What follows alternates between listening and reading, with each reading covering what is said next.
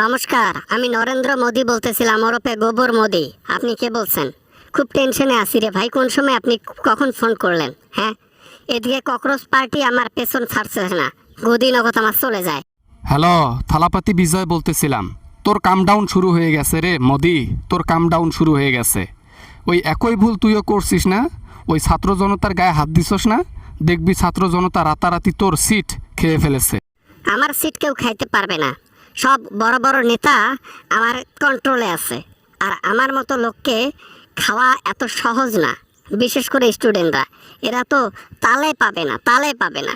যে বড় বড় নেতাদের কথা বলতেছিস, যে বড় বড় পার্টির কথা বলতেছিস, যে নেতার কথা বলতেছিস, তার ছেলে এবং সন্তান যেগুলো আছে তারা আন্দোলন করতেছে। তার মানে বুঝিস যে তার ছেলেই বাপের পদবি ত্যাগ করাবে।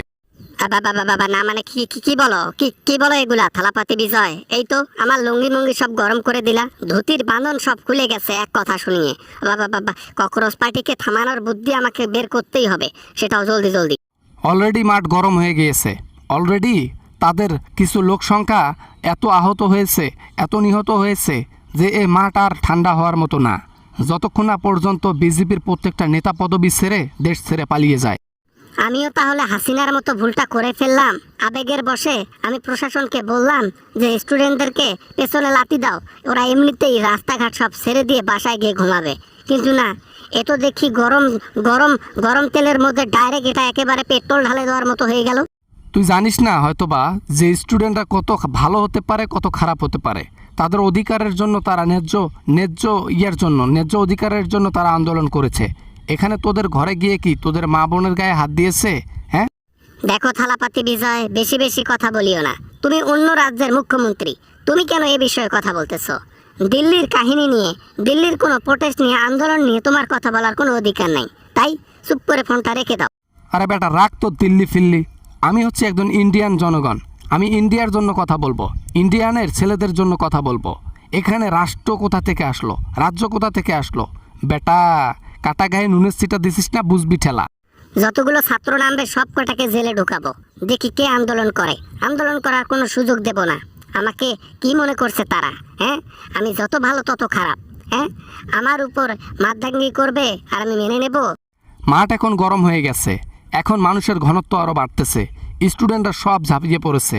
স্টুডেন্টদের গায়ে হাত দিছস না, ওরা তোর গদিতে হাত দিব। দেশ ছেড়ে পালানোর সুযোগ পাবি না, তোরা ওদের হাতেই উপরে চলে যাবি। না মানে এই তো ভয় দেখাইলা। এই তো ধুতির বান্ধন টান্ধন সব খুলে গেল মনে হয়, প্যান্ট প্যান্ট ভিজে দিলাম মনে হয়। এই ককরোচ পার্টি সামান্য একটা পার্টি বিজেপির মতো পার্টির সাথে টক্কর দিয়ে আমাদের পদবি খাওয়ার চেষ্টায় আছে। এটা দেশের জনগণ, এটা দেশের স্টুডেন্ট, তাদের হক রয়েছে আন্দোলন করার। তারা যদি ন্যায্য চাকরি না পায়, তারা যদি পড়াশোনা করে ভালো ডিগ্রি নিয়ে চাকরি না পায়, সে পড়াশোনা না করলাম এটার জন্য আন্দোলন করেছে। এখানে ভুল কি করেছে? তোরা কেন গায়ে হাত দিলি? হাত দেব নাতে কি করব? মাঠ গরম করে রেখেছে। এই মাঠ গরম করাতে আমার পদবি যায় অবস্থা। হাত না দিয়ে কি আর উপায় আছে?